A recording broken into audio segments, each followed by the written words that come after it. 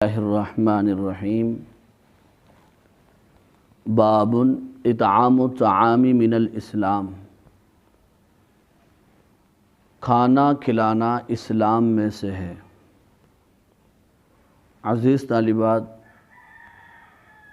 حضرت امام بخاری علیہ الرحمہ اس طرح کے ابواب اور تراجم قائم فرما کر دراصل فرقہ مرجیہ اور فرقہ معتزلہ کی تردید کرنا چاہتے ہیں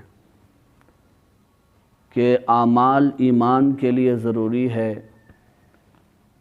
یا پھر گناہ کبیرہ کا مرتکب خارج ایمان و اسلام نہیں ہوتا ہے۔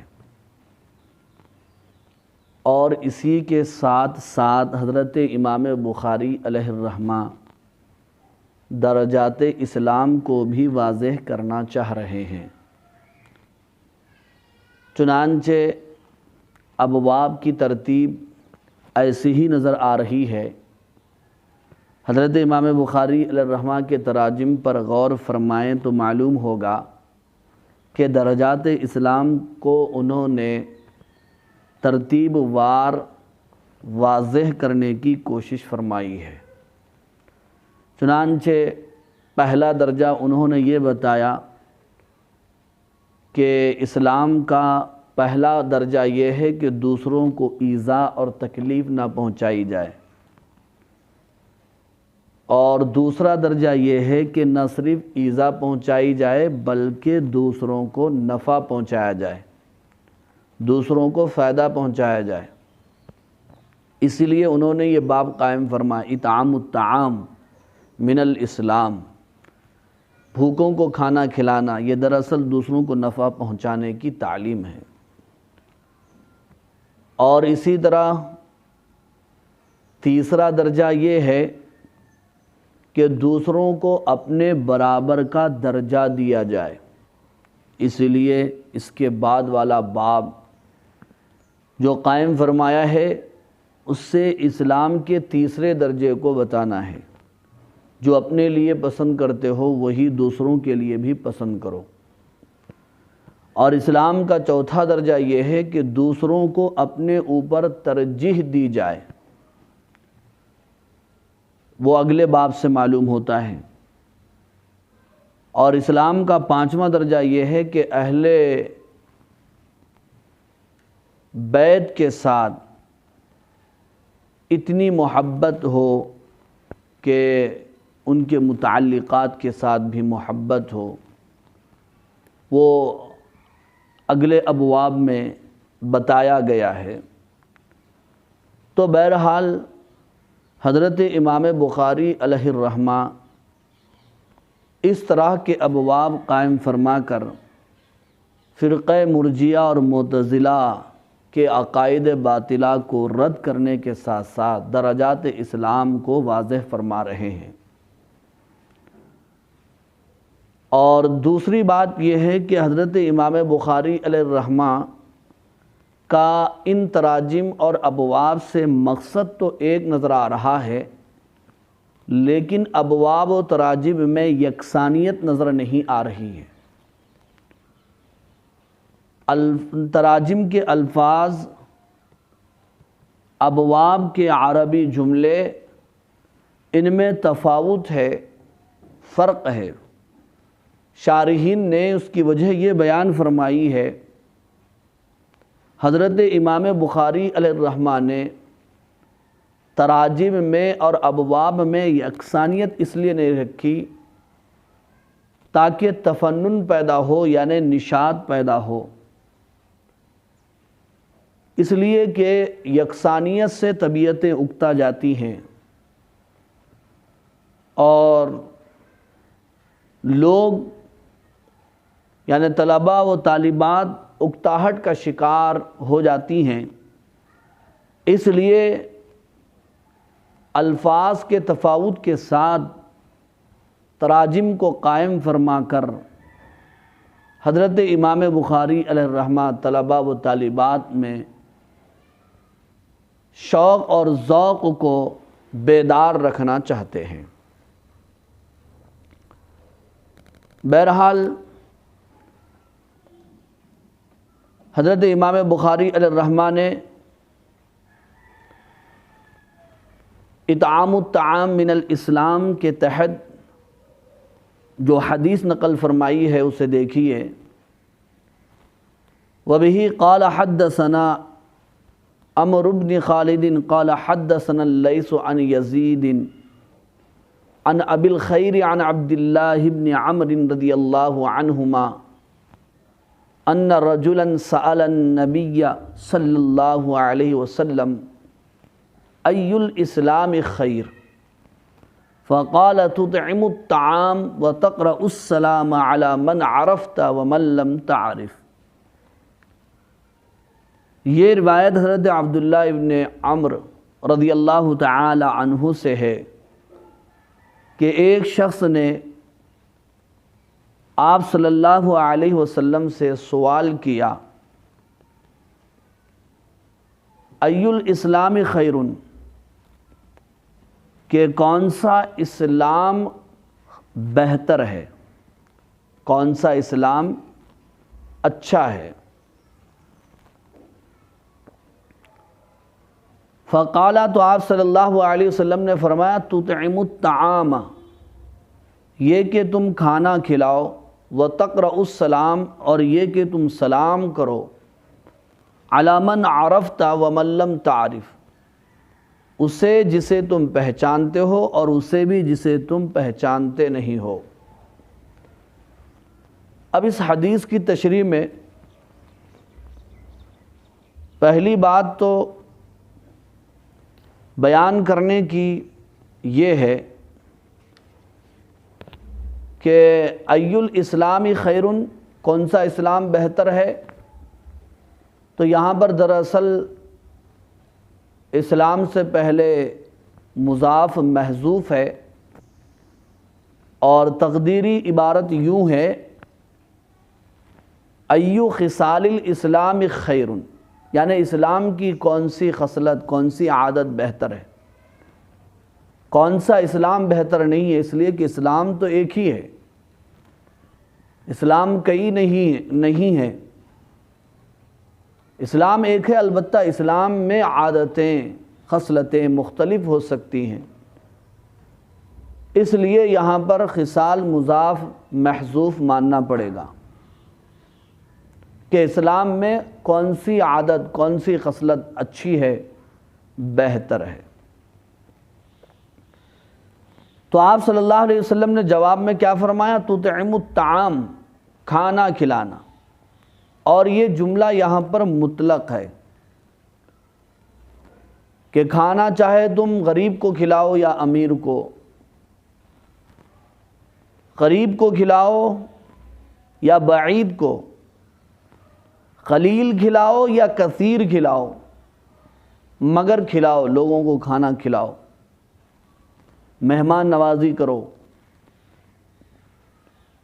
اس سے آپس میں الفتیں، محبتیں، خلوص پیدا ہوتا ہے. اور اطعام طعام میں جہاں لوگوں کو کھلانا فضیلت میں شامل ہے، وہیں پر اپنے اہل و عیال کو کھلانا بھی اس فضیلت میں شامل اور داخل ہے. اور دوسری عادت آپ نے کیا فرمائی؟ دوسری اسلام کی خصلت آپ نے کیا بیان فرمایا؟ تقرأ السلام، سلام کرنا، لوگوں کو سلام کرنا، لوگوں سے مصافحہ کرنا، لوگوں سے معانقہ کرنا. یہ نہایت ہی عظیم سنت ہے اور بڑی سنت ہے.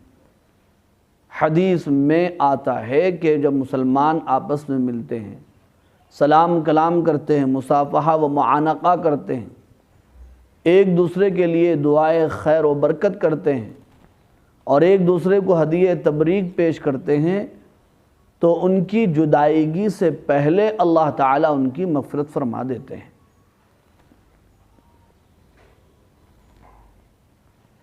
اقوام عالم میں، دنیا کے دیگر مذاہب میں تحیات کے لیے، مبارکبادی کے لیے مختلف الفاظ، مختلف جملے استعمال کیے جاتے ہیں. لیکن اسلام نے سلام کی جو تعلیم دی ہے وہ کہیں پر آپ کو اس کی نظیر اور مثال نہیں مل سکتی۔ دراصل یہ ایک دوسرے کو سلامتی کی دعا ہے۔ السلام علیکم کا مطلب یہ ہوتا ہے کہ اللہ تعالیٰ تمہیں سلامت رکھے، امن و امان میں رکھے، اور آفات و بلیات اور حادثات سے محفوظ رکھے، اور تمہیں سدا بہار بنا دے۔ یہ ایسا دعائیہ جملہ ہے۔ تو ایسا سلام، ایسا تحیہ، ایسی مبارکبادی دیگر اقوام عالم میں، مذاہب میں کہاں مل سکتی ہے؟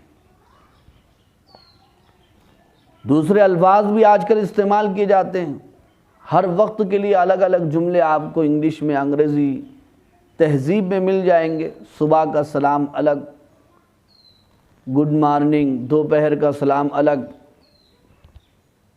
گڈ آفٹرنون، شام کا سلام الگ، گڈ ایوننگ، رات میں سونے کے لیے جا رہے ہیں اس کا الگ سلام ہے، گڈ نائٹ۔ اسلام میں ایسا نہیں، ایک ہی سلام ہے، السلام علیکم ورحمۃ اللہ وبرکاتہ۔ اس میں جتنے الفاظ کی زیادتی ہوگی اتنے ہی نیکیوں میں اضافہ ہوگا اور زیادتی ہوگی، اور سلام میں پہل کرنے والے کو اللہ زیادہ ثواب عطا فرمائیں گے، اور وہ تکبر سے، غرور سے بری قرار دیا جائے گا، عند اللہ اس کا مقام و مرتبہ زیادہ ہوگا۔ اس لیے سلام میں خود کو پہل کرنا چاہیے۔ ویسے جنت میں بھی فرشتوں کی طرف سے سلام ہوگا، یہاں تک کہ اللہ تعالیٰ کی طرف سے بھی جنتیوں پر سلام بھیجا جائے گا، سلام قولا من رب الرحیم۔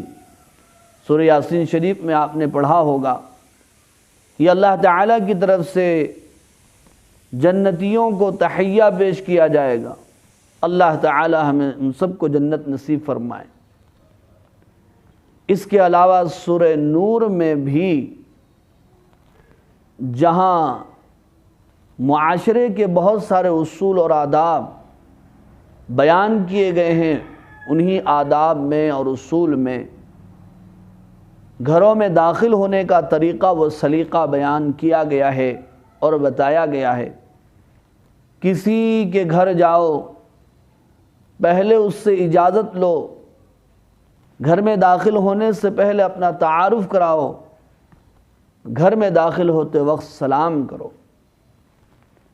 سلام کے احکام و مسائل میں ایک مسئلہ یہ بھی ہے، کیا کافر اور فاسق اور فاجر کو یا کسی ظالم کو سلام کیا جا سکتا یا نہیں کیا جا سکتا؟ اصل مسئلہ تو یہ ہے کہ کافر، فاسق، فاجر، ظالم اور بدعاتی کو سلام نہ کیا جائے، اس سے ان کی ہمت افزائی ہوگی، وہ گناہوں پر اور جرأت مند ہو جائیں گے۔ لیکن اگر ان کو سلام نہ کرنے کی صورت میں فتنے کا اندیشہ اور خوف ہے تو سلام کرنے کی گنجائش بھی ہے۔ اگر کسی کافر کو سلام کیا جا رہا ہے تو وہاں پر ہداکم اللہ کا لفظ استعمال کیا جائے، یا پھر مختصر سا سلام کیا جائے۔ اگر اس نے سلام کیا ہے تو صرف وعلیک کہا جائے، آگے جملوں کو استعمال نہ کیا جائے، یا پھر ایسے جملے استعمال نہ کیے جائیں جو دوسرے مذاہب کے ہیں، جن کے معنی خطرناک ہوتے ہیں، ایسے الفاظ کا بھی استعمال نہ کیا جائے۔ اسی طرح سلام کے احکام میں یہ بھی ہے کہ ایسے لوگوں کو سلام نہ کیا جائے جو اپنے کاموں میں مصروف اور مشغول ہوں، جن کو سلام کرنے کی صورت میں ان کے کام میں خلل واقع ہو سکتا ہے۔ ان کو ہمارے سلام سے سلامتی ملنے کے بجائے تکلیف اور ایذا پہنچ سکتی ہے، تو انہیں سلام نہ کیا جائے۔ جیسے دو لوگ آپس میں بات چیت میں مصروف اور مشغول ہیں، اور ہم یہ سمجھ رہے ہیں کہ ہمارے سلام کرنے کی وجہ سے انہیں تکلیف ہوگی تو وہاں پر نظر انداز کیا جائے۔ کوئی آدمی کھانے میں لگا ہوا ہے، کوئی آدمی عبادت میں ہے، تلاوت میں ہے، ذکر میں ہے، تو اسے سلام نہ کیا جائے۔ کوئی آدمی ضرورت سے فارغ ہو رہا ہے تو اسے سلام نہ کیا جائے۔ تو بہرحال سلام کو میں پہل کرنا چاہیے، لیکن ایسے لوگوں کو جو اور کاموں میں مصروف اور مشغول ہیں جن سے ان کو تکلیف ہو سکتی ہے، تو وہاں پر سلام سے احتراز کیا جائے، سلام سے پرہیز کیا جائے۔ اب یہاں پر ایک مسئلہ یہ بھی ہے، ای الاسلام خیر میں کون سا اسلام، یعنی اسلام کی کون سی عادت اور خصلت بہتر ہے؟ آپ صلی اللہ علیہ وسلم نے تو یہاں پر فرمایا اطعام طعام اور سلام، یہ اسلام کی اچھی خصلت اور عادت۔ لیکن آپ نے دوسری احادیث میں جب صحابہ نے پوچھا تو وہاں پر دوسرے اعمال کو آپ نے اسلام کی بہترین خصلت بیان فرمائی۔ کہیں پر آپ نے فرمایا ایمان باللہ سب سے بہتر، کہیں پر آپ نے فرمایا الصلاۃ علی وقتہا سب سے بہتر ہے، کہیں پر آپ نے کچھ اور فرمایا۔ تو شارحین نے اس کے کئی جوابات دیے۔ ایک جواب تو یہ دیا کہ آپ صلی اللہ علیہ وسلم نے دراصل سائلین کے احوال کے اختلاف کی وجہ سے جواب بھی آپ نے مختلف دیا ہے۔ جس سائل میں جو کمزوری ہوتی آپ اسی کے لیے وہ عمل بہتر بتا دیتے۔ آپ نے دیکھا کہ کسی کے لیے نماز وقت پر پڑھنا اس کے لیے اچھا ہے یا اس میں اس کی کمزوری ہے، تو آپ نے اس کے سامنے وہی بیان کیا کہ نماز کو وقت پر ادا کرنا سب سے بہتر ہے۔ اور کسی میں کچھ کمزوری دیکھی تو آپ نے اس کو بیان فرمایا۔ یا پھر شارحین بیان فرماتے ہیں یہ اختلاف ازمنہ، یعنی زمانوں کا بھی اختلاف ہو سکتا ہے۔ جس زمانے میں آپ نے لوگوں کو دیکھا کہ لوگ اس میں پیچھے ہیں اس عمل میں، تو آپ نے اس عمل کی فضیلت بیان فرما دی۔ تو اس لیے یہ حدیثوں کا اختلاف یہ احوال کے اختلاف پر یا زمانوں کے اختلاف پر محمول کیا جا سکتا ہے۔ بہرحال اس سے ترجمۃ الباب تو بآسانی ثابت ہو رہا ہے، اس لیے کہ ترجمۃ الباب کیا ہے؟ اطعام الطعام من الاسلام۔ سوال کیا گیا آپ صلی اللہ علیہ وسلم سے ای الاسلام خیر، آپ نے فرمایا تطعم الطعام تطعم الطعام، اسی سے ترجمۃ الباب اطعام الطعام ثابت ہو رہا ہے۔ تو آپ نے وتقرأ السلام علی من عرفت من لم تعرف، کہ تم سلام کرو جسے پہچانتے ہو یا نہیں پہچانتے۔ یہ بھی بہت بڑی بات، ورنہ آج کل لوگ جان پہچان میں سلام کر رہے ہیں۔ کوئی اجنبی مسلمان نظر آ جائے تو اس کو نظر انداز کر دیتے ہیں، سلام نہیں کرتے، جبکہ آپ صلی اللہ علیہ وسلم نے بیان فرمایا۔ اور ویسے اصول یہ ہے کہ چھوٹے بڑوں کو سلام کریں،